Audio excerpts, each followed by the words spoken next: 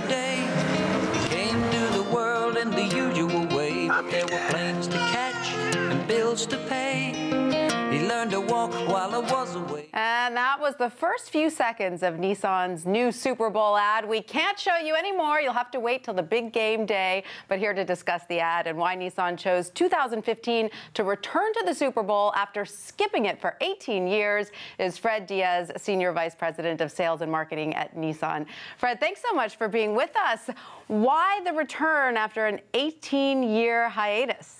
Tanya, it's been a two-decade hiatus almost, and when you look at the momentum that we've had over 2013, we had a great 2014, and 2015 and beyond with the product onslaught that we have promised to be great years for us.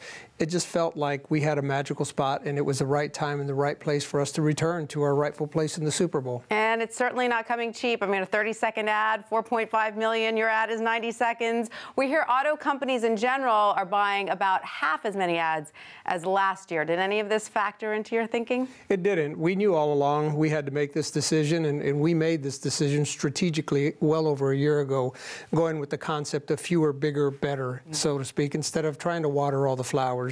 And so that's exactly why we're in the Super Bowl, and we felt it was the right time for our brand to share something special with America. And tell us a little bit about the concept for your ad this year. I mean, what we saw there, a family, it seems very emotional. What are you going for? What we're trying to do is connect with America, and what we want to tell America is that Nissan gets it. We understand. We know the trials and the tribulations and the struggles that America goes through to balance work and life. And it's difficult. Some people trying to make ends meet.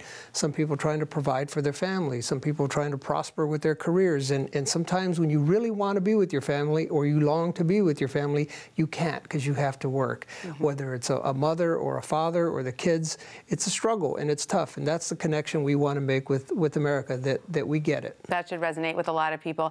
Now, obviously, the landscape now is much different than 18 years ago when it comes to social media. So how much of that is factoring into your Super Bowl campaign? Huge, huge. We have an entire social media command center that we've built in our headquarters in Nashville, Tennessee. And the analytics and the data and the real-time feeds that we get there is a big part of our promotion, as well as a 360 campaign that is very digitally and socially focused. One thing is to be there on the Super Bowl with 115 million viewers watching.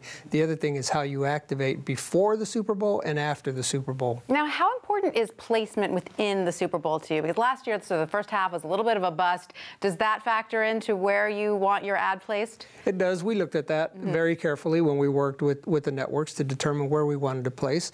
And studies have shown, and the stats show, that being in the first or second quarter is traditionally the best placement for your ad. And we will be showing our spot in the second quarter. All right. So tell us, break it down. What is a successful Super Bowl campaign to you, and what would a failure look like? Oh, God. There's so many data analytics. Again, getting back to this social media strategy team that we have, that will ultimately be the end-all, be-all that will tell us whether or not there's success.